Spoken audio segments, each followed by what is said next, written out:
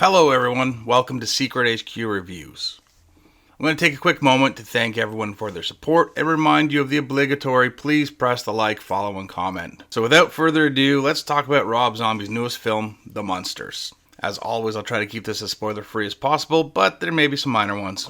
For those of you who may not be from the Stone Ages like me, The Munsters was a popular TV series in the 60s that also spawned a few movies and a couple reboots about the family of monsters from Transylvania who moved to Hollywood. These folks are just trying to live out their lives, and they just don't really understand why people react to them the way they do. They just do monster things. This movie is actually more of a prequel to the original series before Herman and Lily met each other. It explores Lily's failed attempts at finding true love, as well as Herman's origins and how he came to be. The movie features extremely bright, beautiful, and vibrant backdrops, makeup effects, things like that.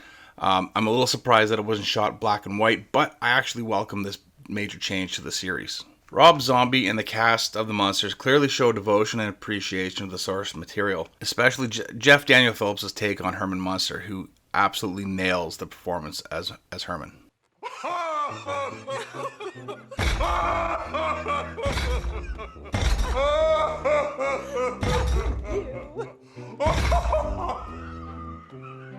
The Munsters is extremely hokey. It's full of killer dad jokes, which I can absolutely appreciate in spades.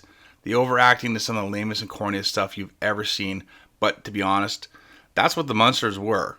This movie is a perfect example that displays the cast and crew absolutely understood their assignment and they delivered. Now, that's not to say that this movie is it's certainly not going to tickle everybody. My youngest daughter, who's now just getting to quote-unquote spooky things and is in full Halloween mode since early August, she absolutely loved this movie. It made her feel like she was watching something scary and grown up.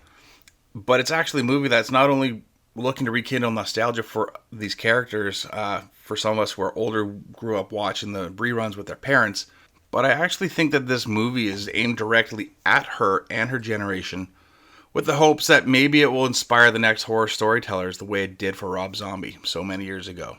Most younger generations are likely to turn their nose up at this movie because of all those things that I mentioned before. But if you're familiar with the source material, or if you're quite young, I think you're going to find that there's something pretty special here. It's very clear to me that Rob Zombie and the cast absolutely love these characters, and they wanted to do the best job that they could, paying homage to them. I think that it's a pretty good family watch for the whole Halloween season. I would check it out with your family, especially if you got younger ones who are starting to get into that whole spooky mood type thing. That wraps up this review, and I'd like to take a moment to thank you for watching. I'll see you guys on the flip side.